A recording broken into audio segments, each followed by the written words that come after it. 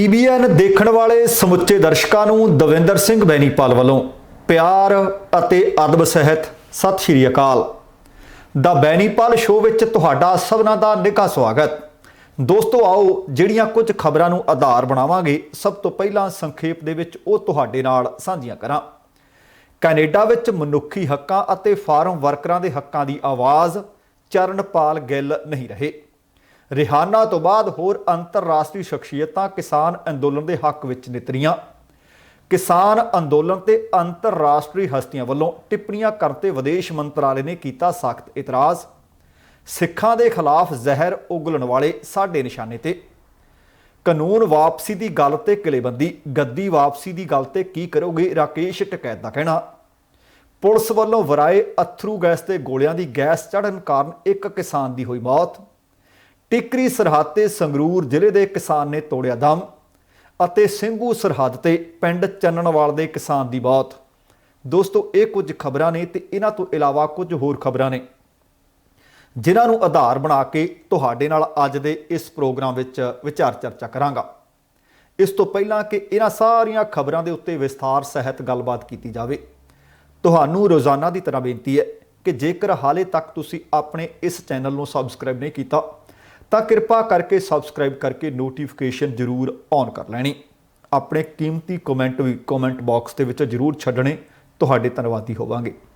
ਤੇ ਆਓ ਹੁਣ ਇਹਨਾਂ ਖਬਰਾਂ ਨੂੰ ਵਿਸਥਾਰ ਸਹਿਤ ਵਿਚਾਰੀਏ। ਸਭ ਤੋਂ ਪਹਿਲੀ ਅਹਿਮ ਖਬਰ ਇਹ ਹੈ ਕਿ ਜਿਹੜੇ ਲੋਕ ਸਾਡੇ ਇਹ ਸੂਬੇ ਬ੍ਰਿਟਿਸ਼ ਕੋਲੰਬੀਆ ਵਿੱਚ ਰਹਿੰਦੇ ਨੇ, ਕੈਨੇਡਾ ਵਿੱਚ ਰਹਿੰਦੇ ਨੇ, ਉਹ ਚਰਨਪਾਲ ਗਿੱਲ ਦੇ ਨਾਮ ਤੋਂ ਜਾਣੂ ਹੋਣਗੇ। BC ਦੇ ਵਿੱਚ ਲੰਬੇ ਸਮੇਂ ਤੋਂ ਲੇਬਰ ਅਤੇ ਮਨੁੱਖੀ ਹੱਕਾਂ ਦੇ ਅਧਿਕਾਰਾਂ ਦੀ ਰਾਖੀ ਕਰਨ ਵਾਲੇ ਸਨ ਚਰਨਪਾਲ ਸਿੰਘ ਗਿੱਲ, ਜਿਹੜੇ ਚਰਨ ਗਿੱਲ ਦੇ ਨਾਮ ਨਾਲ ਮਸ਼ਹੂਰ ਸਨ। ਉਹ ਕੱਲ੍ਹ ਇਸ ਦੁਨੀਆ ਨੂੰ ਅਲਵਿਦਾ ਆਖ ਗਏ ਨੇ। ਚਰਨਪਾਲ ਗਿੱਲ 84 ਵਰ੍ਹਿਆਂ ਦੇ ਸਨ ਅਤੇ ਬੀਤੇ ਕੁਝ ਸਮੇਂ ਤੋਂ ਉਹ ਕੈਂਸਰ ਦੀ ਨਾਮੁਰਾਦ ਬਿਮਾਰੀ ਤੋਂ ਪੀੜਤ ਸੀ। ਹਾਂਗਕਾਂਗ ਦੇ ਵਿੱਚ ਜਨਮੇ ਸਨ ਅਤੇ ਭਾਰਤ ਦੇ ਵਿੱਚ ਜਾ ਕੇ ਵੱਡੇ ਹੋਏ ਪਲੇ। ਲਗਭਗ 2 ਸਾਲ ਦੇ ਸੀ ਜਦੋਂ ਹਾਂਗਕਾਂਗ ਤੋਂ ਉਹਨਾਂ ਦਾ ਵਾਪਸ ਪਰਿਵਾਰ ਭਾਰਤ ਚਲਾ ਗਿਆ ਅਤੇ ਉੱਥੇ ਉਹਨਾਂ ਦੀ ਪਿਤਾ ਜੀ ਦੀ ਮੌਤ ਹੋਈ ਅਤੇ ਉਹਨਾਂ ਦੀ ਮਾਤਾ ਨੇ ਉਹਨਾਂ ਨੂੰ ਪਾਲਿਆ। 1967 ਦੇ ਵਿੱਚ ਉਹ ਕੈਨੇਡਾ ਆਏ ਸਨ। ਉਹਨਾਂ ਨੇ ਅਸਲ ਦੇ ਵਿੱਚ ਜਿਹੜੇ ਲੋਕ ਫਾਰਮਾਂ ਦੇ ਵਿੱਚ ਕੰਮ ਕਰਦੇ ਸਨ, ਉਹਨਾਂ ਦੇ ਅਧਿਕਾਰਾਂ ਦੀ ਰੱਖਿਆ ਦੇ ਵਾਸਤੇ ਬਹੁਤ ਸਿਰ ਤੋੜ ਯਤਨ ਕੀਤੇ, ਬੜਾ ਕੰਮ ਕੀਤਾ। ਕੈਨੇਡੀਅਨ ਫਾਰਮ ਵਰਕਰਜ਼ ਯੂਨੀਅਨ ਅਤੇ ਨਸਲਵਾਦ ਦੇ ਖਿਲਾਫ ਬਹੁਤ ਲੜੇ। ਬਹੁਤ ਸਾਰੀਆਂ ਮੁਲਾਕਾਤਾਂ ਉਹਨਾਂ ਦੇ ਨਾਲ ਅਕਸਰ ਰੇਡੀਓ ਤੇ ਹੁੰਦੀਆਂ ਰਹਿੰਦੀਆਂ ਸੀ। ਆਮ ਵੀ ਉਹ ਮਿਲਦੇ ਗਿਲਦੇ ਰਹਿੰਦੇ ਸੀ। ਜਦੋਂ ਕਦੇ ਉਹ ਗੱਲਾਂ ਕਰਦੇ ਸਨ, ਲੂਹ ਕੰਡੇ ਖੜੇ ਹੋ ਜਾਂਦੇ ਸੀ ਕਿ ਨਸਲਵਾਦ ਕਿਵੇਂ ਝੱਲਿਆ ਉਹਨਾਂ ਨੇ ਫਿਰ ਇਸ ਨਸਲਵਾਦ ਦੇ ਖਿਲਾਫ ਲੜਨ ਦੇ ਵਾਸਤੇ British Columbia organisation to fight racism ਦੀ ਇੱਕ ਸਥਾਪਨਾ ਕੀਤੀ। ਸਰੀ ਦੇ ਵਿੱਚ ਉਹਨਾਂ ਨੇ ਪ੍ਰੋਗਰੈਸਿਵ ਇੰਟਰਕਲਚਰਲ ਕਮਿਊਨਿਟੀ ਸਰਵਿਸਿਜ਼, ਜਿਸ ਨੂੰ ਪਿਕਸ ਕਿਹਾ ਜਾਂਦਾ ਹੈ, ਪਿਕਸ ਦੇ ਸੰਸਥਾਪਕ ਸਨ ਅਤੇ ਫਿਰ ਉਹ ਉਸ ਦੇ CEO ਰਹੇ ਤੇ ਅੱਜ ਕੱਲ੍ਹ ਉਹਨਾਂ ਨੇ ਉੱਥੋਂ ਰਿਟਾਇਰਮੈਂਟ ਲੈ ਲਈ ਸੀ। ਹੁਣ ਪਿਕਸ ਦੇ ਵਿੱਚ ਜਿਹੜੇ ਬਾਹਰੋਂ ਆਏ ਲੋਕ ਨੇ, ਉਹਨਾਂ ਵਾਸਤੇ ਬਹੁਤ ਸਾਰੀਆਂ ਜੌਬਸ ਕ੍ਰੀਏਟ ਕੀਤੀਆਂ ਜਾਂਦੀਆਂ ਨੇ। ਉਹਨਾਂ ਨੂੰ ਇੱਥੋਂ ਦੀ ਪੜ੍ਹਾਈ ਮੁਫਤ ਵਿੱਚ ਕਰਵਾਈ ਜਾਂਦੀ ਹੈ, ਉਹਨਾਂ ਦੇ ਰੈਜ਼ੂਮੇ ਮੁਫਤ ਵਿੱਚ ਤਿਆਰ ਕਰਕੇ ਦਿੱਤੇ ਜਾਂਦੇ ਨੇ। ਇੱਥੋਂ ਤੱਕ ਕਿ ਜਿਹੜੇ ਬਜ਼ੁਰਗਾਂ ਨੂੰ ਲੋਕ ਘਰਾਂ ਦੇ ਵਿੱਚੋਂ ਧੱਕਾ ਦੇ ਦਿੰਦੇ ਨਾ, ਉਹਨਾਂ ਵਾਸਤੇ ਉਹਨਾਂ ਨੇ ਰਹਿਣ ਬਸੇਰੇ ਦਾ ਪ੍ਰਬੰਧ ਕੀਤਾ ਹੋਇਆ, ਉਹਨਾਂ ਵਾਸਤੇ ਨਰਸਿਸ ਦਾ ਪ੍ਰਬੰਧ ਕੀਤਾ ਹੋਇਆ ਅਤੇ ਹੁਣ ਉਹਨਾਂ ਦਾ ਇੱਕ ਹੋਰ ਵੱਡਾ ਸੁਪਨਾ ਸੀ, ਉਸ ਨੂੰ ਅਧੂਰਾ ਛੱਡ ਕੇ ਚਲੇ ਗਏ ਨੇ। ਉਸ ਦੇ ਵਾਸਤੇ ਜ਼ਮੀਨ ਵਗੈਰਾ ਉਹਨਾਂ ਨੇ ਖਰੀਦ ਲਈ ਸੀ ਕਿ ਉੱਥੇ ਹੋਰ ਜਿਹੜੇ ਲੋਕ ਘਰੋਂ ਬੇਘਰ ਕਰ ਦਿੱਤੇ ਜਾਂਦੇ ਨੇ, ਉਹਨਾਂ ਦੇ ਰਹਿਣ ਦਾ ਵੱਡੇ ਪੱਧਰ ਤੇ ਪ੍ਰਬੰਧ ਕੀਤਾ ਜਾਵੇ। ਲਗਭਗ ਪਿਕਸ ਦੇ ਨਾਲ 3 ਦਹਾਕੇ ਉਹ ਜੁੜੇ ਰਹਿਣ ਤੋਂ ਬਾਅਦ 2017 ਦੇ ਵਿੱਚ ਉਹਨਾਂ ਨੇ ਰਿਟਾਇਰਮੈਂਟ ਲੈ ਲਈ ਸੀ। ਚਰਨਪਾਲ ਗਿੱਲ ਨੂੰ ਸਾਲ 1999 ਦੇ ਵਿੱਚ ਆਰਡਰ ਆਫ ਬ੍ਰਿਟਿਸ਼ ਕੋਲੰਬੀਆ ਦੇ ਨਾਲ ਨਵਾਜਿਆ ਗਿਆ ਸੀ। ਉਹਨਾਂ ਦੀ ਮੌਤ ਦੇ ਉੱਤੇ ਸੂਬੇ ਦੇ ਮੁੱਖ ਮੰਤਰੀ, ਜਿਨ੍ਹਾਂ ਨੂੰ ਅਸੀਂ ਪ੍ਰੀਮੀਅਰ ਕਹਿੰਦੇ ਹਾਂ, ਜੌਨ ਹੌਰਗਨ ਹੋਰਾਂ ਨੇ ਵੀ ਉਹਨਾਂ ਦੀ ਮੌਤ ਦੇ ਉੱਤੇ ਡੂੰਘੇ ਦੁੱਖ ਦਾ ਪ੍ਰਗਟਾਵਾ ਕੀਤਾ। ਉਹਨਾਂ ਨੇ ਲਿਖਿਆ ਕਿ ਸਮਾਜਿਕ ਨਿਆਂ ਅਤੇ ਆਮ ਲੋਕਾਂ ਦੇ ਚੈਂਪੀਅਨ ਸਨ ਚਰਨਪਾਲ ਗਿੱਲ। ਚਰਨਪਾਲ ਗਿੱਲ ਦੀ ਮੌਤ ਦੇ ਉੱਤੇ ਮੈਂਬਰ ਪਾਰਲੀਮੈਂਟ, MLA ਅਤੇ ਸਮੁੱਚੇ ਭਾਈਚਾਰੇ ਨੇ ਆਪਣੇ ਸ਼ੋਕ ਸੁਨੇਹੇ ਛੱਡੇ ਹੈ। ਚਰਨਪਾਲ ਗਿੱਲ ਆਪਣੇ ਪਿੱਛੇ 3 ਬੱਚੇ ਅਤੇ ਬਾਕੀ ਪਰਿਵਾਰ ਛੱਡ ਕੇ ਚਲੇ ਗਏ ਹੈ ਤੇ ਪਰਿਵਾਰ ਨੇ ਜਾਣਕਾਰੀ ਦਿੱਤੀ ਸੀ ਕਿ ਚਰਨਪਾਲ ਗਿੱਲ ਨੂੰ ਆਖਰੀ ਵਿਦਾਇਗੀ ਇੱਕ ਪ੍ਰਾਈਵੇਟ ਫਿਊਨਰਲ ਹੋਮ ਦੇ ਵਿੱਚ ਦਿੱਤੀ ਜਾਵੇਗੀ। ਸੋ ਚਰਨਪਾਲ ਗਿੱਲ ਦੇ ਚਲਾਣੇ ਦੇ ਉੱਤੇ ਅਸੀਂ ਆਪਣੇ ਅਦਾਰੇ ਦੇ ਵੱਲੋਂ ਉਹਨਾਂ ਨੂੰ ਸ਼ਰਧਾ ਦੇ ਫੁੱਲ ਭੇਂਟ ਕਰਦੇ ਹਾਂ। ਜਿਹੜੇ ਲੋਕ ਕੈਨੇਡਾ ਦੇ ਵਿੱਚ ਮਨੁੱਖੀ ਹੱਕਾਂ ਦੀ ਰਾਖੀ ਕਰਦੇ ਝੰਡਾ ਬਰਦਾਰ ਨੇ, ਉਹਨਾਂ ਵਿੱਚ ਚਰਨਪਾਲ ਗਿੱਲ ਦਾ ਨਾਮ ਹਮੇਸ਼ਾ ਸ਼ੁਮਾਰ ਰਹੇਗਾ। ਅਗਲੀ ਗੱਲ, ਰਿਹਾਨਾ ਨੇ ਇੱਕ ਟਵੀਟ ਕਰ ਦਿੱਤਾ। ਉਹਦਾ ਜ਼ਿਕਰ ਮੈਂ ਕੱਲ੍ਹ ਦੇ ਪ੍ਰੋਗਰਾਮ ਵਿੱਚ ਕੀਤਾ ਸੀ। ਤੁਸੀਂ ਦੇਖੋ ਕਿ ਇੱਕ ਵਿਅਕਤੀ ਨੂੰ ਲੀਡ ਲੈਣ ਦੀ ਜ਼ਰੂਰਤ ਸੀ ਤੇ ਉਹਦੇ ਤੋਂ ਬਾਅਦ ਲਗਾਤਾਰ ਹਾਲੀਵੁੱਡ ਵੀ ਅਤੇ ਹੋਰ ਅੰਤਰਰਾਸ਼ਟਰੀ ਸ਼ਖਸੀਅਤਾਂ ਕਿਸਾਨਾਂ ਦੇ ਸਮਰਥਨ ਦੇ ਵਿੱਚ ਨਿੱਤ ਰਹੀਆਂ ਨੇ। ਦਿੱਲੀ ਦੇ ਵਿੱਚ ਚੱਲ ਰਿਹਾ ਇਹ ਕਿਸਾਨ ਅੰਦੋਲਨ, ਇਹ ਆਵਾਜ਼ ਹੁਣ ਦਿੱਲੀ ਵਿੱਚ ਹੀ ਨਹੀਂ ਸਗੋਂ ਅੰਤਰਰਾਸ਼ਟਰੀ ਪੱਧਰ ਤੇ ਨਾਮੀ ਸ਼ਖਸੀਅਤਾਂ ਤੱਕ ਜਾ ਪਹੁੰਚੀ ਹੈ ਅਤੇ ਉਹਨਾਂ ਨਾਮੀ ਸ਼ਖਸੀਅਤਾਂ ਦੀ ਆਵਾਜ਼ ਦੁਨੀਆ ਦੇ ਕੋਨੇ-ਕੋਨੇ ਤੇ ਅਤੇ ਹਰ ਵਰਗ ਦੇ ਲੋਕਾਂ ਤੱਕ ਪਹੁੰਚ ਗਈ ਹੈ। ਅੰਤਰਰਾਸ਼ਟਰੀ ਪੌਪ ਸਟਾਰ ਹੈ ਰਿਹਾਨਾ। ਜਦੋਂ ਇਸ ਕਿਸਾਨ ਅੰਦੋਲਨ ਦੇ ਵਿੱਚ ਉਹਨਾਂ ਨੇ ਆਵਾਜ਼ ਬੁਲੰਦ ਕੀਤੀ, ਉਹਦੇ ਤੋਂ ਬਾਅਦ ਨਾਮੀ ਮੌਸਮ ਅਤੇ ਵਾਤਾਵਰਣ ਸੰਬੰਧੀ ਐਕਟਿਵਿਸਟ ਨੇ ਗ੍ਰੇਟਾ ਥਨਬਰਗ, ਉਹਨਾਂ ਨੇ ਵੀ ਕਿਸਾਨ ਅੰਦੋਲਨ ਦੇ ਹੱਕ ਵਿੱਚ ਆਵਾਜ਼ ਚੁੱਕ ਲਈ ਹੈ। ਗ੍ਰੇਟਾ ਨੇ ਕਿਸਾਨ ਅੰਦੋਲਨ ਦੀ ਇੱਕ ਤਸਵੀਰ ਟਵੀਟ ਕੀਤੀ ਅਤੇ ਲਿਖਿਆ ਕਿ ਉਹ ਕਿਸਾਨ ਅੰਦੋਲਨ ਦੇ ਸਹਿਯੋਗ ਵਿੱਚ ਖੜੇ ਹੈ। ਰਿਹਾਨਾ ਦੀ ਤਰ੍ਹਾਂ ਉਹਨਾਂ ਵੀ ਆਪਣੇ ਟਵੀਟ ਦੇ ਨਾਲ CNN ਦੀ ਇੱਕ ਖਬਰ ਨੂੰ ਸਾਂਝੀ ਕੀਤਾ। ਅਮਰੀਕਾ ਦੀ ਉਪ ਰਾਸ਼ਟਰਪਤੀ ਕਮਲਾ ਹੈਰਿਸ, ਉਹਨਾਂ ਦੇ ਭਤੀਜੀ ਹੈ, ਉਹਨਾਂ ਨੇ ਵੀ ਖੇਤੀ ਕਾਨੂੰਨਾਂ ਦੇ ਖਿਲਾਫ ਅੰਦੋਲਨ ਕਰ ਰਹੇ ਕਿਸਾਨਾਂ ਨੂੰ ਆਪਣਾ ਸਮਰਥਨ ਦਿੱਤਾ ਹੈ। ਕਮਲਾ ਹੈਰਿਸ ਦੀ ਭਤੀਜੀ ਦਾ ਨਾਮ ਹੈ ਮੀਨਾ ਹੈਰਿਸ। ਉਹਨਾਂ ਨੇ ਟਵੀਟ ਕੀਤਾ ਅਤੇ ਕਿਸਾਨਾਂ ਨੂੰ ਸਮਰਥਨ ਦਿੰਦੇ ਹੋਏ ਆਖਿਆ ਕਿ ਦੁਨੀਆ ਦੀ ਸਭ ਤੋਂ ਵੱਡੀ ਆਬਾਦੀ ਵਾਲਾ ਲੋਕਤੰਤਰ ਖਤਰੇ ਵਿੱਚ ਹੈ। ਕਿੱਡੀ ਵੱਡੀ ਗੱਲ ਲਿਖੀ ਹੈ। ਇਸ ਤੋਂ ਪਹਿਲਾਂ ਰਿਹਾਨਾ ਨੇ ਇੱਕ ਟਵੀਟ ਕਰਦੇ ਹੋਏ ਲੋਕਾਂ ਨੂੰ ਪੁੱਛਿਆ ਸੀ, ਆਖਰ ਲੋਕ ਇਸ ਬਾਰੇ ਗੱਲ ਕਿਉਂ ਨਹੀਂ ਕਰ ਰਹੇ। ਰਿਹਾਨਾ ਨੇ ਆਪਣੇ ਟਵੀਟ ਦੇ ਨਾਲ CNN ਦੀ ਇੱਕ ਨਿਊਜ਼ ਵੀ ਸਾਂਝੀ ਕੀਤੀ ਸੀ। ਉਹ ਮੈਂ ਤੁਹਾਡੇ ਨਾਲ ਕੱਲ੍ਹ ਵੀ ਖਬਰ ਸਾਂਝੀ ਕੀਤੀ ਸੀ। 32 ਵਰ੍ਹਿਆਂ ਦੀ ਹੈ ਪੌਪ ਸਟਾਰ ਰਿਹਾਨਾ। ਉਹਨਾਂ ਨੇ ਸਿਰਫ ਇਹੀ ਨਹੀਂ, ਨਾਲ ਜਿਹੜੀ ਹਰਿਆਣੇ ਦੇ ਵਿੱਚ, ਦਿੱਲੀ ਦੇ ਵਿੱਚ ਕਿਸਾਨ ਮੋਰਚੇ ਦੇ ਵਾਸਤੇ ਇੰਟਰਨੈਟ ਸੇਵਾਵਾਂ ਬੰਦ ਕੀਤੀਆਂ ਜਾ ਰਹੀਆਂ, ਉਹਨਾਂ ਤੇ ਵੀ ਸਵਾਲ ਚੁੱਕੇ ਸੀ ਤੇ ਹੈਸ਼ਟੈਗ ਉਹਨਾਂ ਨੇ ਵਰਤਿਆ ਸੀ ਫਾਰਮਰਸ ਪ੍ਰੋਟੈਸਟ। ਉਹਦੇ ਤੋਂ ਬਾਅਦ ਟਵੀਟ ਇੰਨਾ ਕੁ ਟਰੈਂਡ ਕੀਤਾ ਕਿ ਭਾਰਤ ਦੇ ਵਿੱਚ, ਇੰਡੀਆ ਦੇ ਵਿੱਚ ਪਹਿਲੇ ਨੰਬਰ ਤੇ ਚੱਲ ਰਿਹਾ ਸੀ। ਉਹਦੇ ਤੋਂ ਬਾਅਦ ਇੱਕ ਨਾਮੀ ਅਦਾਕਾਰਾ ਤੇ ਸੋਸ਼ਲ ਮੀਡੀਆ ਤੇ ਅਕਸਰ ਸੁਰਖੀਆਂ ਵਿੱਚ ਰਹਿੰਦੀ ਹੈ ਐਮੈਂਡਾ ਸਰਨੀ। ਉਹਨਾਂ ਨੇ ਜਦੋਂ ਇੰਸਟਾਗ੍ਰਾਮ ਦੇ ਉੱਤੇ ਪੋਸਟ ਸਾਂਝੀ ਕੀਤੀ, ਤੁਸੀਂ ਦੇਖੋ ਕਿ 25 ਮਿਲੀਅਨ ਤੋਂ ਜ਼ਿਆਦਾ ਫੋਲੋਅਰਸ ਨੇ ਐਮੈਂਡਾ ਦੇ। 6 ਘੰਟਿਆਂ ਦੇ ਅੰਦਰ 3 ਲੱਖ ਤੋਂ ਵੱਧ ਲੋਕ ਉਸ ਨੂੰ ਲਾਈਕ ਕਰ ਚੁੱਕੇ ਸਨ। 40,000 ਤੋਂ ਵੱਧ ਲੋਕ ਉਹਦੇ ਉੱਤੇ ਕਮੈਂਟ ਕਰ ਚੁੱਕੇ ਸਨ। ਯਾਦ ਰਹੇ ਕਿ ਭਾਰਤ ਸਰਕਾਰ ਵੱਲੋਂ 3 ਖੇਤੀ ਕਾਨੂੰਨ ਬਣਾਏ ਗਏ ਤੇ ਉਹਨਾਂ ਨੂੰ ਵਾਪਸ ਕੀਤੇ ਜਾਣ ਦੀ ਮੰਗ ਉੱਠੀ ਹੋਈ ਹੈ ਅਤੇ MSP ਨੂੰ ਕਾਨੂੰਨੀ ਜਾਮਾ ਪਹਿਨਾਏ ਜਾਣ ਦੀ ਮੰਗ ਉੱਠੀ ਹੋਈ ਹੈ। 70 ਦਿਨਾਂ ਤੋਂ ਵੱਧ ਹੋ ਚੁੱਕੇ ਨੇ ਦਿੱਲੀ ਦੀਆਂ ਵੱਖੋ-ਵੱਖ ਸਰਹੱਦਾਂ ਦੇ ਉੱਤੇ ਪ੍ਰਦਰਸ਼ਨ ਜਾਰੀ ਹੈ। ਜਦ ਹੁਣ ਤੁਸੀਂ ਦੇਖੋ ਕਿ ਅੰਤਰਰਾਸ਼ਟਰੀ ਪੱਧਰ ਦੇ ਉੱਤੇ ਟਵੀਟ ਹੋਣ ਲੱਗੇ ਨੇ ਤੇ ਭਾਈ ਕੰਗਣਾ ਨੂੰ ਤਾਂ ਮਿਰਚਾਂ ਲੱਗਣੀਆਂ ਸੀ। ਕੰਗਣਾ ਨੇ ਇੰਟਰਨੈਸ਼ਨਲ ਪੌਪ ਸਟਾਰ ਰਿਹਾਨਾ ਦੇ ਉਸ ਟਵੀਟ ਦੇ ਉੱਤੇ ਸਵਾਲ ਕੀਤਾ ਤੇ ਜਵਾਬ ਦਿੱਤਾ। ਕੰਗਣਾ ਲਿਖਦੀ ਹੈ ਕਿ ਕੋਈ ਵੀ ਇਸ ਬਾਰੇ ਗੱਲ ਨਹੀਂ ਕਰ ਰਿਹਾ ਕਿਉਂਕਿ ਉਹ ਕਿਸਾਨ ਨਹੀਂ ਨੇ, ਸਗੋਂ ਅੱਤਵਾਦੀ ਨੇ ਜੋ ਇੰਡੀਆ ਨੂੰ ਤੋੜਨ ਦੀ ਕੋਸ਼ਿਸ਼ ਕਰ ਰਹੇ ਨੇ ਤਾਂ ਕਿ ਚੀਨ ਸਾਡੇ ਟੁੱਟੇ ਹੋਏ ਰਾਸ਼ਟਰ ਤੇ ਕਬਜ਼ਾ ਕਰ ਸਕੇ ਅਤੇ ਇਸ ਨੂੰ USA ਦੀ ਤਰ੍ਹਾਂ ਇੱਕ ਚਾਈਨੀਜ਼ ਕਲੋਨੀ ਬਣਾ ਸਕੇ। ਤੁਸੀਂ ਮੂਰਖ ਬਣ ਕੇ ਬੈਠੋ। ਤੁਸੀਂ ਮੂਰਖ ਬਣ ਕੇ ਬੈਠੋ। ਅਸੀਂ ਆਪਣੇ ਰਾਸ਼ਟਰ ਨੂੰ ਇਸ ਤਰ੍ਹਾਂ ਨਹੀਂ ਵੇਚ ਸਕਦੇ ਜਿਵੇਂ ਤੁਸੀਂ ਡੰਮੀ ਲੋਕ ਕਰਦੇ ਹੋ। ਦੇਖੋ ਕੈਸੇ ਸ਼ਬਦ ਵਰਤੇ ਹੈ। ਇੱਕ ਪਹਿਲੀ ਵਾਰੀ ਨਹੀਂ ਹੋਇਆ ਕਿ ਕੰਗਣਾ ਨੇ ਇਸ ਅੰਦੋਲਨ ਦਾ ਵਿਰੋਧ ਕੀਤਾ ਹੋਵੇ ਜਾਂ ਟਵੀਟ ਦਾ ਵਿਰੋਧ ਕੀਤਾ ਹੋਵੇ। ਲਗਾਤਾਰ ਡੇ 1 ਤੋਂ ਇਸ ਦਾ ਵਿਰੋਧ ਕਰਦੀ ਆ ਰਹੀ ਹੈ। ਹੁਣ ਜਦੋਂ ਅਮਰੀਕੀ ਸਿੰਗਰ ਪੌਪ ਸਟਾਰ ਰਿਹਾਨਾ ਕਿਸਾਨ ਅੰਦੋਲਨ ਨੂੰ ਲੈ ਕੇ ਟਵੀਟ ਕਰ ਸਕਦੀ ਹੈ, ਸੋਸ਼ਲ ਮੀਡੀਆ ਦੇ ਉੱਤੇ ਹਲਚਲ ਦਾ ਹੋਣਾ ਲਾਜ਼ਮੀ ਸੀ। ਉਹਦੇ ਤੋਂ ਬਾਅਦ ਮੀਆਂ ਖਲੀਫਾ, ਗ੍ਰੇਟਾ ਥਨਬਰਗ ਮੈਂ ਜ਼ਿਕਰ ਕਰ ਰਿਹਾ ਸੀ, ਐਮੈਂਡਾ ਸਰਨੀ ਦਾ ਮੈਂ ਜ਼ਿਕਰ ਕਰ ਰਿਹਾ ਸੀ ਕਿ ਲਗਾਤਾਰ ਜਦੋਂ ਟਵੀਟ ਹੋਣ ਲੱਗੇ ਤੇ ਇਹ ਟਵੀਟ ਟ੍ਰੈਂਡ ਕਰਨ ਲੱਗੇ, ਫਿਰ ਬਾਲੀਵੁੱਡ ਨੂੰ ਲੱਗਿਆ ਕਿ ਸਾਡੇ ਨਾਲੋਂ ਤਾਂ ਹਾਲੀਵੁੱਡ ਅੱਗੇ ਲੰਘ ਗਿਆ। ਕੁਝ ਬਾਲੀਵੁੱਡ ਅਦਾਕਾਰ ਵੀ ਰਿਐਕਸ਼ਨ ਕਰਨ ਲੱਗੇ। ਦੇਖੋ ਕੰਗਣਾ ਨੇ ਰਿਐਕਸ਼ਨ ਕੀਤਾ ਇਹਦੇ ਖਿਲਾਫ। ਅਕਸ਼ੇ ਕੁਮਾਰ ਨੇ ਕਿਸਾਨ ਅੰਦੋਲਨ ਨੂੰ ਲੈ ਕੇ ਫਿਰ ਟਵੀਟ ਕੀਤਾ। ਦਰਅਸਲ ਭਾਰਤ ਸਰਕਾਰ ਨੇ ਜਿਹੜੇ ਖੇਤੀ ਕਾਨੂੰਨ ਬਣਾਏ ਨੇ ਜਿਨ੍ਹਾਂ ਨੂੰ ਲੈ ਕੇ ਵਿਰੋਧ ਹੈ, ਉਹਦੇ ਉੱਤੇ ਅਕਸ਼ੇ ਕੁਮਾਰ ਨੇ ਟਵੀਟ ਕਰਕੇ ਇੱਕ ਫੋਟੋ ਸ਼ੇਅਰ ਕੀਤੀ। ਉਹਦੇ ਵਿੱਚ ਲਿਖਿਆ ਕਿ ਕਿਸਾਨ ਦੇਸ਼ ਦਾ ਬਹੁਤ ਹੀ ਅਹਿਮ ਹਿੱਸਾ ਹੈ। ਉਹਨਾਂ ਦੇ ਮਸਲਿਆਂ ਦਾ ਹੱਲ ਕਰਨ ਦੀ ਹਰੇਕ ਕੋਸ਼ਿਸ਼ ਕੀਤੀ ਜਾ ਰਹੀ ਹੈ ਅਤੇ ਨਜ਼ਰ ਵੀ ਆ ਰਹੀ ਹੈ। आओ दोस्तीपूर्ण हल का समर्थन करिए, ना कि वंडण वालियां गल्लां ते ध्यान दईए। अक्षय दे इस ट्वीट नूं लोग खूब कमेंट करके दस रहे सी अते आपो अपने तरीके नाल प्रतिक्रिया दे रहे सी। बॉलीवुड अदाकारा उर्मिला मंतोड़कर भी पिछे नहीं रहे। उन्होंने किसानां दे हक विच कुछ नौजवानों की एक वीडियो शेयर की अते बाद दे विच किसानां दे हक दे विच ट्वीट किया। हुण वेखदे हां कि इन्हां तो बाद कई शायद होर भी नितरनगे, कई हक विच भी आउणगे ते कई विरोध विच भी आउणगे। हुण जदों लगातार ये ट्वीट इंडिया दे विच पहले नंबर ते ट्रेंड करन लगे तां फिर इतराज़ इहदे उत्ते प्रगटाया गया, कंगना वालों नहीं सगों विदेश मंत्रालय वालों भी। भारत ने कौमंतरी हस्तियां दे वालों इस अंदोलन नूं लैके कीतियां गईयां टिप्पणियां नूं गैर जिम्मेवाराना दस्सिया। विदेश मंत्रालय ने सलाह दी है जिन्हां लोगों ने ट्वीट किए ने कि टिप्पणी करन तो पहलां तत्थां नूं चंगी तरह समझना लाजमी है। दसना बनता है कि किसान अंदोलन नूं लैके जिस तरह मैं जिक्र कर रहा सी कि रिहाना है, ग्रेटा थनबर्ग है ते कई होर हस्तियां ने, मीना हैरिस ने, ਉਹਦੇ ਤੋਂ ਬਾਅਦ ਇਹ ਮੰਤਰਾਲੇ ਦਾ ਬਿਆਨ ਸਾਹਮਣੇ ਆਇਆ।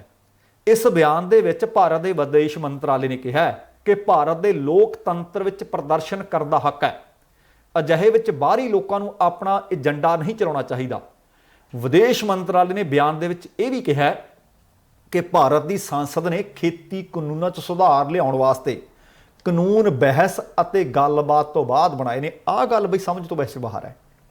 ਇਹ ਗੱਲ ਤਾਂ ਜੱਗ ਜ਼ਾਹਰ ਹੈ ਕਿ ਨਾ ਕੋਈ ਬਹਿਸ ਹੋਈ ਹੈ। ਇਹ ਗੱਲ ਜੱਗ ਜ਼ਾਹਰ ਹੈ ਕਿ ਨਾ ਕਾਨੂੰਨਾਂ ਦੇ ਉੱਤੇ ਵਿਚਾਰ ਕੀਤਾ ਗਿਆ। ਹੁਣ ਜੇ ਵਿਦੇਸ਼ ਮੰਤਰਾਲਾ ਇਹ ਬਿਆਨ ਦਿੰਦਾ ਫਿਰ ਸੁਪਰੀਮ ਕੋਰਟ ਗਲਤ ਹੈ ਜਾਂ ਤੁਸੀਂ ਗਲਤ ਹੋ। ਸੁਪਰੀਮ ਕੋਰਟ ਨੇ ਆਖਿਆ ਸੀ ਜਿਸ ਤਰ੍ਹਾਂ 4 ਮੈਂਬਰੀ ਕਮੇਟੀ ਬਣਾਈ ਸੀ ਕਿ ਇਹਨਾਂ ਦੇ ਉੱਤੇ ਗੱਲਬਾਤ ਨਹੀਂ ਹੋਈ, ਹੁਣ ਸੰਬੰਧਿਤ ਧਿਰਾਂ ਦੇ ਨਾਲ ਗੱਲਬਾਤ ਕੀਤੀ ਜਾਏਗੀ ਤੇ ਆਹ ਕਮੇਟੀ ਗੱਲਬਾਤ ਕਰੇਗੀ। ਖੈਰ, ਮੈਂ ਬਿਆਨ ਦੀ ਚਰਚਾ ਕਰ ਰਿਹਾ ਕਿ ਵਿਦੇਸ਼ ਮੰਤਰਾਲਾ ਕਹਿੰਦਾ ਕਿ ਭਾਰਤ ਦੀ ਪਾਰਲੀਮੈਂਟ ਦੇ ਵਿੱਚ ਇਹ ਕਾਨੂੰਨ ਲਿਆਂਦੇ ਗਏ, ਇਹਨਾਂ ਤੇ ਬਹਿਸ ਹੋਈ, ਇਹਨਾਂ ਤੇ ਚਰਚਾ ਤੋਂ ਬਾਅਦ ਇਹ ਕਾਨੂੰਨ ਬਣਾਏ ਗਏ ਨੇ। ਇਹ ਸੁਧਾਰ ਕਿਸਾਨਾਂ ਲਈ ਵੱਧ ਬਦਲ ਅਤੇ ਬਾਜ਼ਾਰ ਤੱਕ ਸਿੱਧੀ ਪਹੁੰਚ ਨੂੰ ਯਕੀਨੀ ਕਰਦੇ ਆ। ਇਸੇ ਹੀ ਬਿਆਨ ਦੇ ਵਿੱਚ ਕਿਹਾ ਗਿਆ ਕਿ ਭਾਰਤ ਦੇ ਕੁਝ ਹਿੱਸਿਆਂ ਦੇ ਵਿੱਚ ਕਿਸਾਨਾਂ ਦੇ ਛੋਟੇ ਵਰਗ ਨੂੰ, ਆ ਦੇਖੋ ਇਸ ਬਿਆਨ ਦਾ ਜ਼ਿਕਰ ਕਰ ਰਿਹਾ ਕਿ ਕਿਸਾਨਾਂ ਦੇ ਛੋਟੇ ਵਰਗ ਨੂੰ ਇਹਨਾਂ ਖੇਤੀ ਸੁਧਾਰ ਕਾਨੂੰਨਾਂ ਤੇ ਇਤਰਾਜ਼ ਨੇ। ਪ੍ਰਦਰਸ਼ਨਕਾਰੀ ਕਿਸਾਨਾਂ ਦੀਆਂ ਭਾਵਨਾਵਾਂ ਦਾ ਸਨਮਾਨ ਕਰਦੇ ਹੋਏ ਸਰਕਾਰ ਨੇ ਕਿਸਾਨਾਂ ਦੇ ਆਗੂਆਂ ਦੇ ਨਾਲ ਕਈ ਬੈਠਕਾਂ ਕੀਤੀਆਂ ਨੇ। ਕੇਂਦਰੀ ਮੰਤਰੀ ਗੱਲਬਾਤ ਵਿੱਚ ਸ਼ਾਮਲ ਰਹੇ ਤੇ ਹੁਣ ਤੱਕ 11 ਵਾਰ ਕਿਸਾਨ ਆਗੂਆਂ ਨਾਲ ਗੱਲਬਾਤ ਹੋ ਚੁੱਕੀ ਹੈ। ਸਰਕਾਰ ਨੇ ਕਾਨੂੰਨਾਂ ਨੂੰ 1.5 ਸਾਲ ਤੱਕ ਮੁਲਤਵੀ ਰੱਖਣ ਦੀ ਤਜਵੀਜ਼ ਵੀ ਦਿੱਤੀ ਹੋਈ ਹੈ। ਇਹ ਹੈ ਬਿਆਨ ਭਾਰਤ ਦੇ ਵਿਦੇਸ਼ ਮੰਤਰਾਲੇ ਦਾ। ਜੇ ਹੁਣ ਇਹਦੇ ਤੇ ਟਿੱਪਣੀ ਕਰਨੀ ਹੋਵੇ, ਪਹਿਲੀ ਗੱਲ ਕੋਈ ਚਰਚਾ ਨਹੀਂ ਹੋਈ, ਕੋਈ ਬਹਿਸ ਨਹੀਂ ਹੋਈ, ਕੋਈ ਗੱਲਬਾਤ ਨਹੀਂ ਹੋਈ। ਤੇ ਦੂਸਰੀ ਗੱਲ, ਜੇ ਅਸੀਂ ਬਾਹਰਲੇ ਮੁਲਕਾਂ ਦੇ ਕਿਸੇ ਕੰਮ ਦੇ ਵਿੱਚ ਜੇ ਕੈਪੀਟਲ ਹਿੱਲ ਕਿਹੜਾ ਭਾਈ ਸ਼ਿਮਲੇ 'ਚ ਪੈਂਦਾ, ਕੈਪੀਟਲ ਹਿੱਲ ਕੁੱਲੂ ਮਨਾਲੀ 'ਚ ਪੈਂਦਾ, ਕੈਪੀਟਲ ਹਿੱਲ ਮੋਗੇ ਜਾਂ ਜਲੰਧਰ ਹੈ, ਜੇ ਉਹਦੇ ਉੱਤੇ ਹਮਲੇ ਦੀ ਨਿੰਦਿਆ ਕਰਨ ਵਾਸਤੇ ਭਾਰਤ ਦੇ ਪ੍ਰਧਾਨ ਮੰਤਰੀ ਜਾਂ PMO ਟਵੀਟ ਕਰ ਸਕਦਾ ਤਾਂ ਆਹ ਲੋਕਾਂ ਦੇ ਬਣਾਏ ਸਟਾਰ ਲੋਕਾਂ ਦੀ ਗੱਲ ਕਿਉਂ ਨਹੀਂ ਕਰ ਸਕਦੇ। ਅਗਲੀ ਖਬਰ ਹੈ, ਸਾਬਕਾ ਪ੍ਰਧਾਨ ਨੇ ਦਿੱਲੀ ਗੁਰਦੁਆਰਾ ਪ੍ਰਬੰਧਕ ਕਮੇਟੀ ਤੇ ਜਾਗੋ ਪਾਰਟੀ ਦੇ ਵੀ ਪ੍ਰਧਾਨ ਨੇ ਮਨਜੀਤ ਸਿੰਘ ਜੀਕੇ।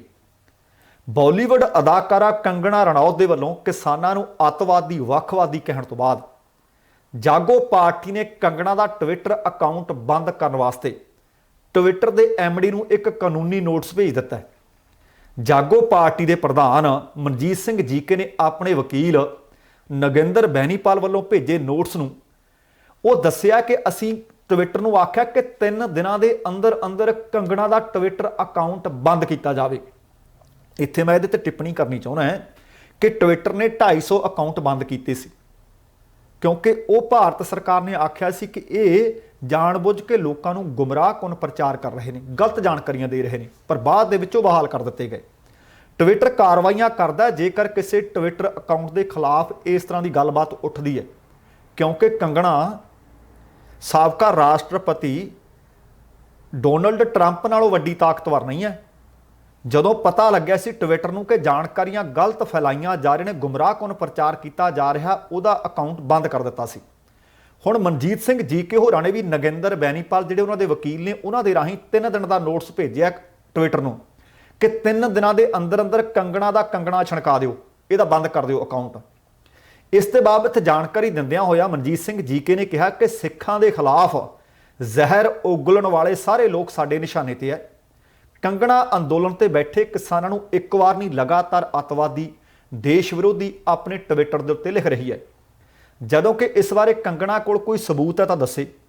ਉਹ ਕਹਿੰਦੇ ਸਿੱਧੇ ਤੌਰ ਤੇ ਇਹ ਸਿੱਖਾਂ ਦੇ ਖਿਲਾਫ ਦੂਸਰੇ ਧਰਮਾਂ ਦੇ ਲੋਕਾਂ ਨੂੰ ਭੜਕਾ ਕੇ ਨਫ਼ਰਤ ਪੈਦਾ ਕਰਨ ਦਾ ਜ਼ਰੀਆ ਹੈ।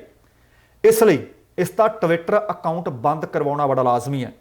ਉਹਨਾਂ ਨੇ ਜਾਣਕਾਰੀ ਦਿੱਤੀ ਕਿ ਬੀਤੇ ਦਿਨੀ ਸਿੰਘੂ ਬਾਰਡਰ ਤੇ ਸਿੱਖਾਂ ਦੇ ਖਿਲਾਫ ਉਕਸਾਉਣ ਵਾਲੀ ਬਿਆਨਬਾਜ਼ੀ ਅਤੇ ਪਥਰਾਅ ਕਰਨ ਵਾਲੇ ਵਿਸ਼ਨੂੰ ਗਾਰਡਨ ਦੇ ਰਹਿਣ ਵਾਲੇ ਸ਼ਿਵ ਬੁੱਧੀ ਰਾਜਾ ਦੇ ਖਿਲਾਫ ਥਾਣਾ ਗ੍ਰੇਟਰ ਕੈਲਾਸ਼ ਦੇ ਵਿੱਚ ਸ਼ਿਕਾਇਤ ਦਰਜ ਕਰਵਾ ਦਿੱਤੀ ਗਈ ਹੈ, ਕਿਉਂਕਿ ਸ਼ਿਵ ਬੁੱਧੀ ਰਾਜਾ ਨੇ ਕਿਸਾਨਾਂ ਦੇ ਖਿਲਾਫ ਖਬਰ ਇੰਡੀਆ ਚੈਨਲ ਤੇ ਬੋਲਦਿਆਂ ਸਿੱਖਾਂ ਨੂੰ ਖਤਮ ਕਰਨ ਦੀ ਲਲਕਾਰ ਮਾਰੀ ਸੀ।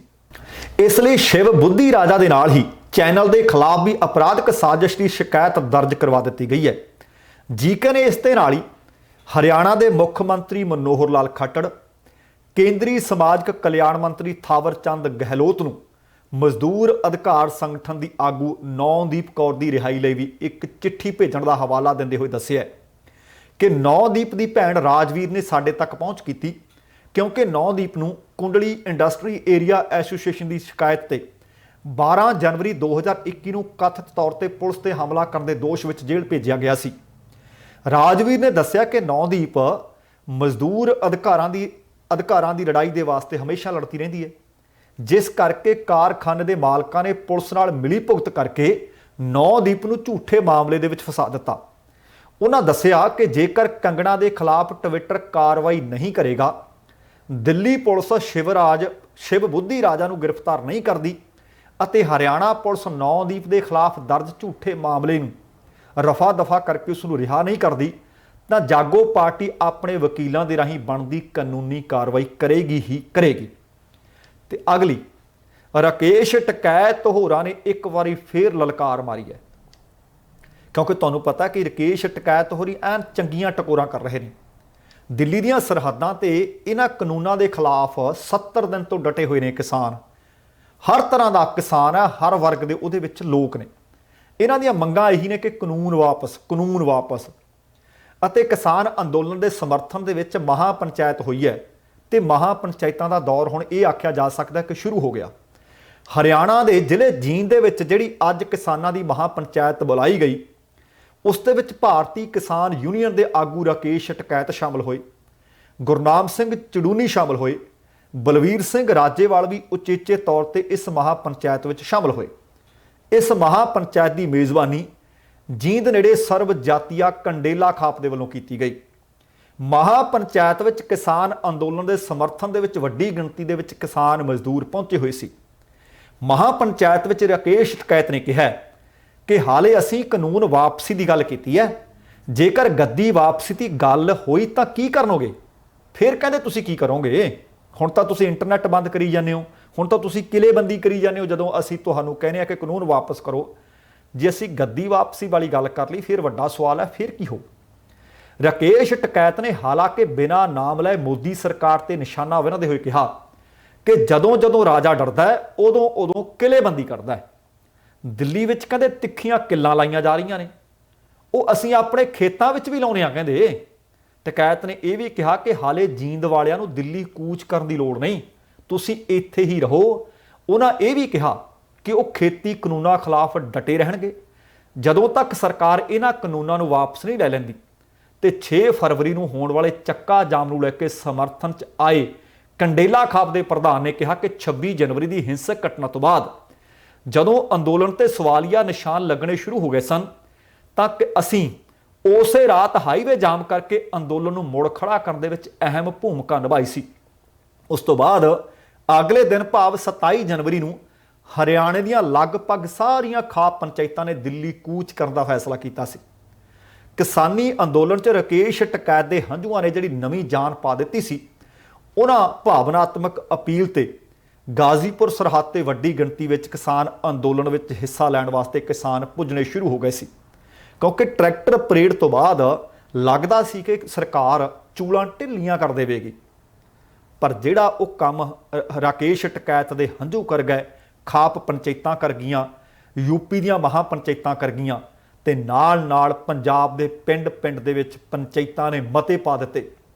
ਉਹਦੇ ਤੋਂ ਬਾਅਦ ਤੇ ਲਗਭਗ ਹਰ ਇੱਕ ਬਾਰਡਰ ਦੇ ਉੱਤੇ ਪਹਿਲਾਂ ਨਾਲੋਂ ਅੰਦੋਲਨ ਨੇ ਦੁੱਗਣੀ ਜਾਨ ਦੇ ਵਿੱਚ ਆਪਣਾ ਅੱਗੇ ਨਾਲੋਂ ਵੱਡਾ, ਪਹਿਲਾਂ ਨਾਲੋਂ ਵਧੀਆ ਤਰੀਕੇ ਨਾਲ ਅੰਦੋਲਨ ਦਾ ਮੂੰਹ ਮਹਾਂਦਰਾ ਸਵਾਰ ਕੇ ਦਿਖਾ ਦਿੱਤਾ ਹੈ। ਤੇ ਹੁਣ ਕੁਝ ਖਬਰਾਂ ਹੋਰ, ਪਰ ਮੈਂ ਸੋਚਦਾ ਕਿ ਜਿਹੜੇ ਆਹ ਲੋਕ ਜਾਨ ਕੁਰਬਾਨ ਕਰ ਗਏ, ਇਹਨਾਂ ਨਾਲੋਂ ਉਹਨਾਂ ਖਬਰਾਂ ਦੀ ਅਹਿਮੀਅਤ ਵੱਧ ਨਹੀਂ ਹੋ ਸਕਦੀ। ਤੁਸੀਂ ਦੇਖੋ ਕਿ ਅਥਰੂ ਗੈਸ ਤੇ ਗੋਲੇ ਛੱਡੇ ਗਏ। ਹੁਣ ਕਿਸਾਨ ਸਿਰਫ ਮੰਗ ਹੀ ਕਰ ਰਹੇ ਹੈ, ਮੰਗ ਵੀ ਜਮਹੂਰੀਅਤ ਦੇ ਵਿੱਚ ਕੀਤੀ ਜਾ ਸਕਦੀ ਹੈ। 70 ਦਿਨ ਬੀਤ ਚੁੱਕੇ ਨੇ, ਸੰਘਰਸ਼ ਲਗਾਤਾਰ ਜਾਰੀ ਹੈ। ਜਾਣਕਾਰੀ ਮਿਲ ਰਹੀ ਹੈ ਕਿ ਸਰਹੱਦੀ ਪਿੰਡ ਡੱਲ, ਜ਼ਿਲ੍ਹਾ ਤਰਨਤਾਰਨ ਦੇ ਰਹਿਣ ਵਾਲੇ ਕਿਸਾਨ ਜੋਗਿੰਦਰ ਸਿੰਘ, ਜਿਨ੍ਹਾਂ ਦੀ ਉਮਰ ਲਗਭਗ 60 ਵਰੇ ਦੱਸੀ ਜਾ ਰਹੀ ਹੈ, ਉਹਨਾਂ ਦੀ ਮੌਤ ਹੋਈ ਹੈ। ਕਿਸਾਨ ਜੋਗਿੰਦਰ ਸਿੰਘ ਦੀ ਮੌਤ ਕਿਸਾਨਾਂ ਵੱਲੋਂ ਕੀਤੇ ਜਾ ਰਹੇ ਪ੍ਰਦਰਸ਼ਨ ਮੌਕੇ ਪੁਲਿਸ ਨੇ ਜਿਹੜੇ ਅਥਰੂ ਗੈਸ ਦੇ ਗੋਲੇ ਛੱਡੇ ਨਾ, ਉਹ ਗੋਲਿਆਂ ਦੀ ਗੈਸ ਚੜ੍ਹਨ ਕਾਰਨ ਹੋਈ ਦੱਸੀ ਜਾ ਰਹੀ ਹੈ।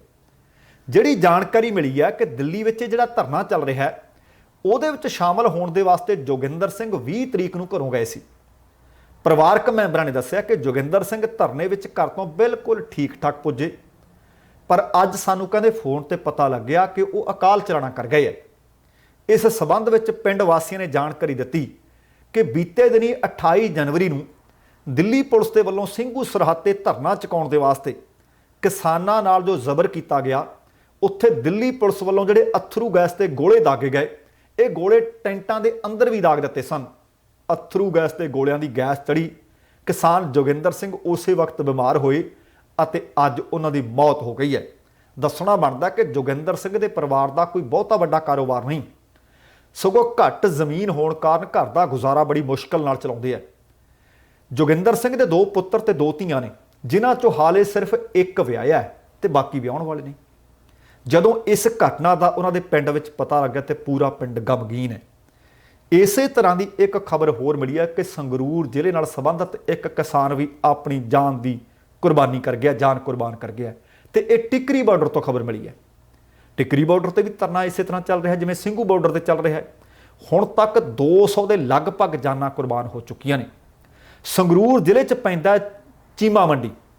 ਚੀਮਾ ਮੰਡੀ ਦੇ ਕਿਸਾਨ ਗੁਰਜੰਟ ਸਿੰਘ ਪੁੱਤਰ ਵਿਸਾਖਾ ਸਿੰਘ ਦੀ ਦਿੱਲੀ ਟਿਕਰੀ ਸਰਹੱਦ ਤੇ ਸੰਘਰਸ਼ ਦੌਰਾਨ ਮੌਤ ਹੋ ਜਾਣ ਦੀ ਖਬਰ ਮਿਲੀ ਹੈ। ਇਸ ਘਟਨਾ ਦਾ ਪਤਾ ਲੱਗਦੇ ਸਾਰ ਸਮੁੱਚੇ ਇਲਾਕੇ ਦੇ ਵਿੱਚ ਸੋਗ ਦੀ ਲਹਿਰ ਦੌੜਨੀ ਹੋਈ ਸੀ, ਕਿਉਂਕਿ ਇੱਕ ਜੀ ਅੰਦੋਲਨ ਵਿੱਚ ਗਿਆ ਤੇ ਉਹਦੀ ਖਬਰ ਮੌਤ ਦੀ ਆਵੇ ਤੇ ਇਹ ਤੋਂ ਵੱਡੀ ਖਬਰ ਕਿਹੜੀ ਹੋ ਸਕਦੀ ਹੈ। ਜਾਣਕਾਰੀ ਅਨੁਸਾਰ ਚੀਮਾ ਮੰਡੀ ਦਾ ਇਹ ਕਿਸਾਨ ਬੀਤੇ ਕਈਆਂ ਦਿਨਾਂ ਤੋਂ ਦਿੱਲੀ ਦੇ ਵਿੱਚ ਸੰਘਰਸ਼ ਕਰ ਰਿਹਾ ਸੀ, ਜਿਸ ਦੀ ਟਿਕਰੀ ਬਾਰਡਰ ਤੇ ਠੰਡ ਲੱਗਣ ਕਾਰਨ ਹਾਰਟ ਅਟੈਕ ਹੋ ਜਾਣ ਤੋਂ ਬਾਅਦ ਮੌਤ ਹੋ ਗਈ। ਗੁਰਜੰਟ ਸਿੰਘ ਹਲੇ ਵਿਆਹਿਆ ਨਹੀਂ ਸੀ ਹੋਇਆ। ਉਸ ਦੇ ਕੋਲ ਸਿਰਫ ਪੌਣੇ 2 ਏਕੜ ਜ਼ਮੀਨ ਸੀ। ਹੁਣ ਤੁਸੀਂ ਦੇਖੋ, ਕੱਲ ਖਬਰਾਂ ਸੀ ਕਿਸੇ ਕੋਲ 1.5 ਏਕੜ, ਕਿਸੇ ਕੋਲ 1 ਏਕੜ, ਇਹਨਾਂ ਕੋਲ ਸਿਰਫ ਪੌਣੇ 2 ਏਕੜ ਜ਼ਮੀਨ। ਤੇ ਉਹਨਾਂ ਨੇ ਆਪਣੀ ਵਸੀਅਤ ਆਪਣੇ ਭਤੀਜੇ ਦੇ ਨਾਮ ਕਰਵਾਈ ਹੋਈ ਸੀ। ਪਤਾ ਲੱਗਾ ਕਿ ਹਾਲੇ ਤੱਕ ਮ੍ਰਿਤਕ ਕਿਸਾਨ ਜਿਹੜੇ ਚੀਮਾ ਮੰਡੀ ਦੇ ਵਿੱਚ ਬੈਠੇ ਲੋਕ ਉਹਨਾਂ ਦੀ ਦੇਹ ਦਾ ਇੰਤਜ਼ਾਰ ਕਰ ਰਹੇ ਸਨ, ਪਰ ਸ਼ਾਇਦ ਜਦੋਂ ਤੱਕ ਇਹ ਖਬਰ ਤੁਹਾਡੇ ਤੱਕ ਪਹੁੰਚੇ ਉਹਨਾਂ ਦਾ ਸੰਸਕਾਰ ਕਰ ਦਿੱਤਾ ਜਾਵੇ। ਇਸੇ ਤਰ੍ਹਾਂ ਖਬਰ ਮਿਲੀ ਹੈ ਸਿੰਘੂ ਸਰਹੱਦ ਤੇ ਪਿੰਡ ਚੰਨਣਵਾਲ ਦੇ ਕਿਸਾਨ ਦੀ ਮੌਤ ਹੋਈ ਹੈ। ਸੰਘਰਸ਼ ਦੇ ਵਿੱਚ ਅੱਜ ਮਹਿਲ ਕਲਾਂ ਦੇ ਨੇੜਲੇ ਪਿੰਡ ਚੰਨਣਵਾਲ ਦੇ ਕਿਸਾਨ ਦੀ ਮੌਤ ਹੋਈ। ਭਾਰਤੀ ਕਿਸਾਨ ਯੂਨੀਅਨ ਰਾਜੇਵਾਲ ਦੇ ਬਲਾਕ ਆਗੂ ਜਸਮੇਲ ਸਿੰਘ ਉਰਫ GR 50 ਵਰ੍ਹਿਆਂ ਦੇ ਸਨ। ਬੀਤੀ ਰਾਤ ਉਹਨਾਂ ਦੀ ਮੌਤ ਹੋਈ ਤੇ 26 ਨਵੰਬਰ ਤੋਂ ਸਿੰਘੂ ਸਰਹੱਦ ਤੇ ਉਹ ਸਰਗਰਮ ਸੀ। ਦੁਪਹਿਰ ਲਗਭਗ 2 ਵਜੇ ਜਿਹੜੀ ਮੇਨ ਸਟੇਜ ਹੈ ਉਹਦੇ ਕੋਲ ਅਚਾਨਕ ਇਹਨਾਂ ਦੀ ਸਿਹਤ ਵਿਗੜੀ। ਤੁਰੰਤ ਐਂਬੂਲੈਂਸ ਦੇ ਰਾਹੀਂ ਸੋਨੀਪਤ ਦੇ ਹਸਪਤਾਲ ਲਿਜਾਇਆ ਗਿਆ, ਜਿੱਥੇ ਉਹਨਾਂ ਦੀ ਮੌਤ ਹੋ ਗਈ। ਡਾਕਟਰਾਂ ਦੇ ਅਨੁਸਾਰ ਮੁੱਢਲੀ ਜਾਂਚ ਤੋਂ ਇਹੀ ਆਖਿਆ ਜਾ ਸਕਦਾ ਹੈ ਕਿ ਉਹਨਾਂ ਦੀ ਮੌਤ ਦਿਲ ਦਾ ਦੌਰਾ ਪੈਣ ਦੇ ਕਾਰਨ ਹੋਈ ਹੈ। ਭਾਰਤੀ ਕਿਸਾਨ ਯੂਨੀਅਨ ਰਾਜੋਵਾਲ ਦੇ ਜ਼ਿਲ੍ਹਾ ਪ੍ਰਧਾਨ ਨੇ ਨਿਰਭੈ ਸਿੰਘ ਛੀਨੀਵਾਲ, ਉਹਨਾਂ ਨੇ ਦੱਸਿਆ ਕਿ ਜਸਮੇਲ ਸਿੰਘ ਇੱਕ ਸਰਗਰਮ ਕਿਸਾਨ ਆਗੂ ਸਨ ਅਤੇ ਬੀਤੇ ਲਗਭਗ 2 ਮਹੀਨਿਆਂ ਤੋਂ ਸਿੰਘੂ ਸਰਹੱਦ ਤੇ ਪੂਰੀ ਤਰ੍ਹਾਂ ਸਰਗਰਮ ਸਨ ਤੇ ਇਸ ਸੰਘਰਸ਼ ਨੂੰ ਸਮਰਪਿਤ ਸਨ। ਦਿਲ ਦਾ ਦੌਰਾ ਪੈਣ ਕਾਰਨ ਆਪਣੀ ਜਾਨ ਕੁਰਬਾਨ ਕਰ ਗਏ ਹੈ। ਤੁਸੀਂ ਦੇਖੋ ਕਿ ਰੋਜ਼ਾਨਾ 2-3 ਖਬਰਾਂ ਮਿਲ ਰਹੀਆਂ ਨੇ। ਮੈਂ ਇੱਕ ਦਿਨ ਅੱਗੇ ਵੀ ਜ਼ਿਕਰ ਕਰ ਰਿਹਾ ਸੀ ਕਿ ਸਰਕਾਰ ਇਹੀ ਦੱਸ ਦੇਵੇ, ਭਾਈ ਪਹਿਲਾਂ ਇੰਨੀ ਗਿਣਤੀ ਸਾਨੂੰ ਸਿਰਾਂ ਦੀ ਚਾਹੀਦੀ ਹੈ, ਉਹਦੇ ਤੋਂ ਬਾਅਦ ਅਸੀਂ ਤੁਹਾਡੇ ਨਾਲ ਗੱਲਬਾਤ ਕਰਾਂਗੇ। ਹੁਣ ਰੋਜ਼ਾਨਾ 2-3 ਮੌਤਾਂ ਹੋ ਰਹੀਆਂ ਨੇ ਤੇ ਹਾਲੇ ਤੱਕ ਵੀ ਅੱਜ ਖੇਤੀਬਾੜੀ ਮੰਤਰੀ ਨਰਿੰਦਰ ਸਿੰਘ ਤੋਮਰ ਹੋਰਾਂ ਦਾ ਬਿਆਨ ਆਇਆ ਸੀ ਕਿ ਗੈਰ ਰਸਮੀ ਗੱਲਬਾਤ ਕੋਈ ਨਹੀਂ ਹੋਣੀ ਤਜਵੀਜ਼ ਭੇਜੀ ਹੋਈ ਹੈ, ਤਜਵੀਜ਼ ਦੇ ਉੱਤੇ ਗੌਰ ਕਰਨ, ਤਜਵੀਜ਼ ਬਰਕਰਾਰ ਹੈ। ਪਰ ਦੂਸਰੇ ਪਾਸੇ ਕਿਸਾਨ ਆਗੂਆਂ ਨੇ ਆਖ ਦਿੱਤਾ ਹੈ ਕਿ ਜਿੰਨੀ ਦੇਰ ਜਿਹੜੇ ਸਾਡੇ ਕਿਸਾਨ ਗ੍ਰਿਫਤਾਰ ਕੀਤੇ ਹੋਏ ਆ, ਜੇਲ੍ਹਾਂ 'ਚ ਡੱਕੇ ਹੋਏ ਆ, ਉਹਨਾਂ ਨੂੰ ਤੁਸੀਂ ਰਿਹਾ ਨਹੀਂ ਕਰਦੇ, ਉਨੀ ਦੇਰ ਤੱਕ ਅਸੀਂ ਰਸਮੀ ਗੱਲਬਾਤ ਨਹੀਂ ਕਰਾਂਗੇ। ਵੇਖਦੇ ਹਾਂ ਕਿ ਆਉਣ ਵਾਲੇ ਸਮੇਂ ਦੇ ਵਿੱਚ ਇਸ ਅੰਦੋਲਨ ਦੇ ਵਿੱਚ, ਕਿਉਂਕਿ ਸਰਕਾਰ ਵੱਲੋਂ ਏਜੰਸੀਆਂ ਵੱਲੋਂ ਯਤਨ ਤੇਜ਼ ਕਰ ਦਿੱਤੇ ਗਏ ਹੈ ਕਿ ਆਗੂਆਂ ਦੇ ਵਿੱਚ ਫੁੱਟ ਦੇ ਬੀਜ ਬੀਜੇ ਜਾਣ, ਆਮ ਲੋਕਾਂ ਦੇ ਵਿੱਚ ਕਿਸਾਨਾਂ ਆਗੂਆਂ ਦੇ ਖਿਲਾਫ ਜ਼ਹਿਰ ਭਰ ਦਿੱਤੀ ਜਾਵੇ ਤਾਂ ਕਿ ਇਹ ਇੱਕ ਦੂਸਰੇ ਦੀ ਵਿਰੋਧਤਾ ਤੇ ਉਤਰਨ ਅਤੇ ਇਸ ਚੱਲ ਰਹੇ ਅੰਦੋਲਨ ਦਾ ਅਸੀਂ ਮੂੰਹ ਮਹਾਂਦਰਾ ਵਿਗਾੜ ਦਈਏ। ਸੋ ਹਰ ਰੋਜ਼ ਦੀ ਤਰ੍ਹਾਂ ਜਿੱਥੇ ਆਪਣੀਆਂ ਜਾਨਾਂ ਕੁਰਬਾਨ ਕਰਨ ਵਾਲੇ ਸਾਰੇ ਸ਼ਹੀਦਾਂ ਨੂੰ ਸ਼ਰਧਾ ਦੇ ਫੁੱਲ ਨੇ, ਸਤਿਕਾਰ ਹੈ, ਉੱਥੇ ਤੁਹਾਨੂੰ ਤੁਹਾਡੇ ਚਰਨਾਂ ਵਿੱਚ ਬੇਨਤੀ ਹੈ ਕਿ ਤੁਹਾਨੂੰ ਆਲੇ ਦੁਆਲਿਓਂ ਖਬਰਾਂ ਬਹੁਤ ਮਿਲਣਗੀਆਂ ਕਿ ਫਲਾਣਾ ਗਦਾਰ ਹੈ, ਫਲਾਣਾ ਵਿਕ ਗਿਆ, ਫਲਾਣਾ ਸੌਦਾ ਕਰ ਰਿਹਾ ਹੈ। ਇਹਨਾਂ ਗੱਲਾਂ ਦੇ ਉੱਤੇ ਆਪਣੇ ਕੰਨ ਬੰਦ ਕਰ ਲਿਓ, ਕਿਉਂਕਿ ਅੰਦੋਲਨ ਜਿਸ ਮੋੜ ਤੇ ਪਹੁੰਚਿਆ ਹੋਇਆ, ਇੱਕ ਸੱਟ ਜਰ ਗਏ, ਦੂਜੀ ਸੱਟ ਜਰ ਨਹੀਂ ਹੋਣੀ। ਸੋ ਇਸ ਅੰਦੋਲਨ ਦੇ ਉੱਤੋਂ ਕਿਸਾਨਾਂ ਨੂੰ ਬੜੀਆਂ ਆਸਾਂ ਨੇ। ਦੇਖੋ, ਆਸਾਂ ਦੇ ਉੱਤੇ ਪਾਣੀ ਨਾ ਫਿਰ ਨਾ ਦਿਓ। ਤੁਸੀਂ ਸਾਰੇ ਜਾਣੇ ਜੇਕਰ ਏਕੇ ਵਿੱਚ ਰਹੇ, ਇਤਫਾਕ ਵਿੱਚ ਰਹੇ, ਫਿਰ ਜਿੱਤ ਯਕੀਨੀ ਹੈ। ਸੋ ਦੋਸਤੋ, ਇਹ ਸੀ ਅੱਜ ਦਾ ਪ੍ਰੋਗਰਾਮ। ਉਮੀਦ ਕਰ ਰਹੇ ਹਾਂ ਕਿ ਤੁਹਾਨੂੰ ਇਹ ਪ੍ਰੋਗਰਾਮ, ਇਹ ਜਾਣਕਾਰੀਆਂ ਚੰਗੀਆਂ ਲੱਗੀਆਂ ਹੋਣਗੀਆਂ। ਜੇ ਚੰਗੀਆਂ ਲੱਗੇ ਨੇ, ਲਾਈਕ ਵੀ ਕਰ ਦਿਓ ਤੇ ਸ਼ੇਅਰ ਵੀ ਕਰ ਦਿਓ। ਤੇ ਜੇਕਰ ਹਾਲੇ ਤੱਕ ਤੁਸੀਂ ਆਪਣਾ ਚੈਨਲ ਸਬਸਕ੍ਰਾਈਬ ਨਹੀਂ ਕੀਤਾ, ਚੈਨਲ ਸਬਸਕ੍ਰਾਈਬ ਕਰਕੇ ਨੋਟੀਫਿਕੇਸ਼ਨ ਵਾਲੀ ਘੰਟੀ ਜ਼ਰੂਰ ਨੱਪ ਲੈਣੀ। ਤੁਹਾਡੇ ਧੰਨਵਾਦੀ ਹੋਵਾਂਗੇ। ਜਾਣ ਤੋਂ ਪਹਿਲਾਂ ਕਹਾਂਗਾ, ਜ਼ਿੰਦਗੀ ਜਿੰਦਾਦਲੀ ਦਾ ਨਾਮ ਹੈ। ਦਵਿੰਦਰ ਸਿੰਘ ਬੈਨੀਪਾਲ ਨੂੰ ਆਗਿਆ ਦਿਓ। ਸਤਿ ਸ਼੍ਰੀ ਅਕਾਲ ਤੇ ਰੱਬ ਰਾਖਾ।